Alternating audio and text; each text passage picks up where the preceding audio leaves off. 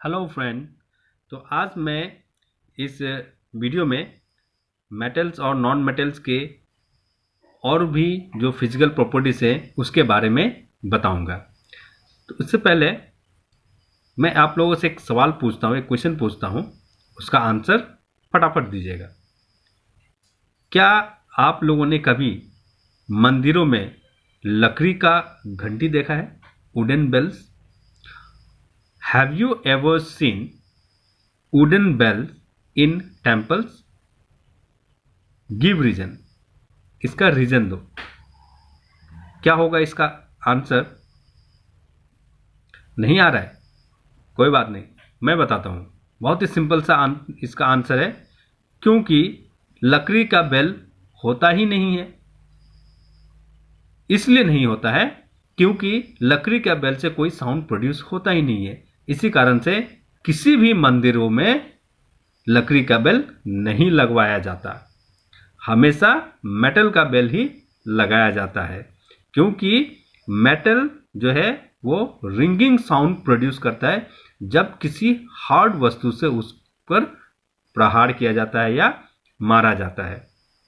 ठीक है, तो मान लो कि तुम्हारे पास दो बॉक्सेस हैं, बिल्कुल सेम टू सेम। ठीक है, एकदम दिखने में सेम। उसमें एक बॉक्स में लकड़ी, यानी एक बॉक्स जो है लकड़ी का बना हुआ है और दूसरा मेटल का बना हुआ है। तो क्या तुम ये बता सकते हो कि कौन सा बॉक्स जो है मेटल का बना हुआ है? यानी कि उसको, दोनों बॉक्सेस को हम किसी भी चीज से स्ट्राइक करके देख सकते हैं। ठीक है, तो ऐसा करते समय जिस बॉक्स से रिंगिंग का साउंड आएगा हम कहेंगे कि वह बॉक्स मेटल का बना हुआ है, और जिससे रिंगिंग साउंड नहीं होगा, ढप ढप करके आवाज आएगा, इसका मतलब कि वह लकड़ी का बना हुआ है। तो जो भी मेटल जो रिंगिंग साउंड प्रोड्यूस करता है उसको हम सोनोरस कहते हैं। और मटेरियल, यानी कि मेटल के अलावा दूसरा जो मटेरियल्स जो साउंड को प्रोड्यूस नहीं करता उसको हम नॉन सोनोरस कहते हैं। ठीक है, तो इससे हमें यह पता चलता है कि कुछ मेटल्स जो है वो हार्ड होते हैं, लस्चरस होते हैं, मेलिएबल होते हैं, डक्टाइल होते हैं, सोनोरस होते हैं और good conductors of heat and electricity होते हैं। ठीक है, मटेरियल जो जनरली ये सारा प्रॉपर्टीज जिसमें मौजूद होता है उसी को हम मेटल्स कहते हैं, जैसे कि iron, copper, aluminium, calcium, magnesium, ये सब। ठीक है, मटेरियल्स जैसे कि कोल हो गया, सल्फर हो गया, ये सब क्या है, सॉफ्ट होता है, बहुत ही नरम होता है और दिखने में भी बिल्कुल भद्दा होता है। ठीक है, वो आसानी से टूट जाता है और बिखर जाता है, पाउडर में कन्वर्ट हो जाता है। ऐसे मटेरियल से कोई साउंड प्रोड्यूस नहीं होता, वो पुअर कंडक्टर ऑफ हीट होता है और इलेक्ट्रिसिटी होता है। तो इस तरह के मटेरियल्स को हम कहते हैं नॉन मेटल्स, जैसे कि सल्फर, कार्बन, ऑक्सीजन, फास्फोरस, ये सब जो है नॉन मेटल है। मेटल्स जैसे कि सोडियम और पोटासियम, ये दोनों बहुत ही सॉफ्ट है, इसको हम चाकू से काट सकते हैं। अब मेटल्स में मर्क्यूरी एक ऐसा अकेला मेटल्स है जो लिक्विड के फॉर्म में पाया जाता है, वो लिक्विड के रूप में रहता है। सारा मेटल्स में एक अकेला मर्क्यूरी ही ऐसा मेटल है जो लिक्विड स्टेट में पाया जाता है, लिक्विड फॉर्म में पाया जाता है। ठीक है, तो मेटल का और नॉन मेटल का जो हमने फिजिकल प्रॉपर्टीज के बारे में डिस्कस किया वो अब समझ में आ गया होगा। ठीक है, अब हम लोग डिस्कस करेंगे मेटल्स और नॉन मेटल के कुछ केमिकल प्रॉपर्टीज के बारे में। तो पहला जो है मेटल का केमिकल प्रॉपर्टी है कि ऑक्सीजन के साथ उसका रिएक्शन, ठीक है। तो यहां पर रस्टिंग वाला जो प्रोसेस है, ठीक है, ये रस्टिंग वाला जो फेनोमेनन है, इससे तो आप लोग परिचित होंगे, जानते हो कि आयरन में जो है रस्ट पकड़ लेता है, रस्ट हो जाता है। और ये रस्ट कब होता है?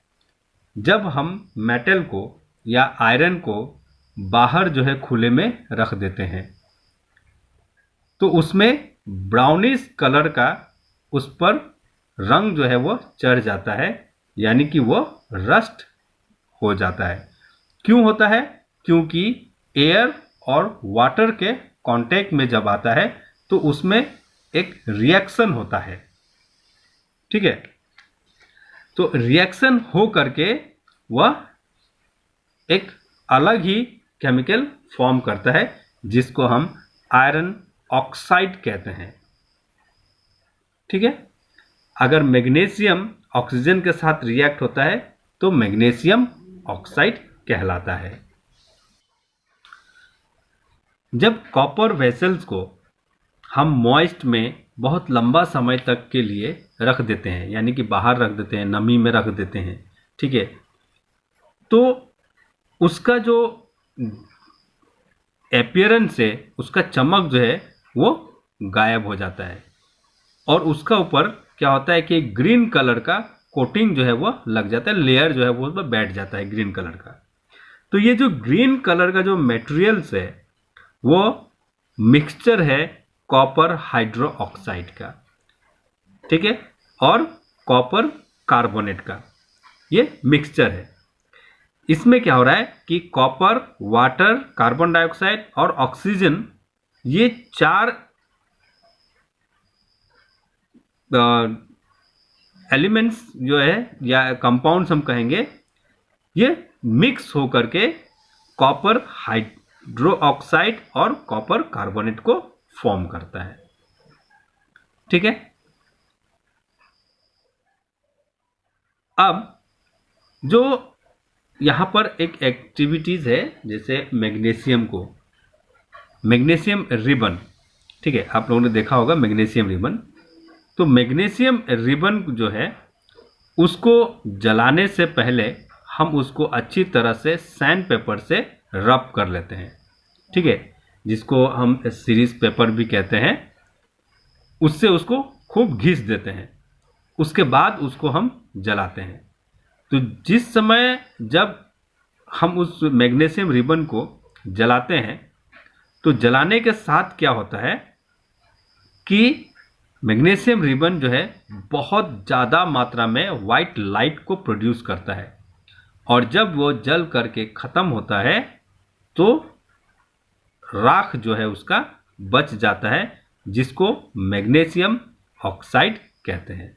क्योंकि मैग्नीशियम ऑक्सीजन के सपोर्ट में जलता है और जल करके वो राख बनता है जो मैग्नीशियम ऑक्साइड होता है। अब उस मैग्नीशियम का जो राख होता है उसको एक टेस्ट ट्यूब में डाल करके उसमें पानी डाल देंगे और उसको खूब अच्छी तरह से मिला देते हैं। उसके बाद हम लिटमस पेपर, रेड लिटमस और ब्लू लिटमस पेपर से उसको चेक करेंगे कि उस सॉल्यूशन का नेचर क्या है, क्या वो एसिडिक होता है या फिर बेसिक है नेचर में, ठीक है।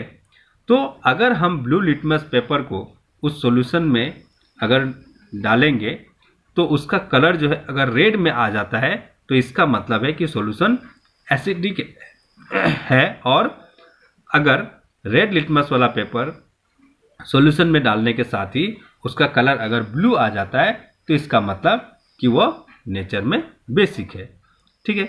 तो इस प्रकार से हम टेस्ट करके देख सकते हैं मैग्नीशियम ऑक्साइड्स को। समझ में आया?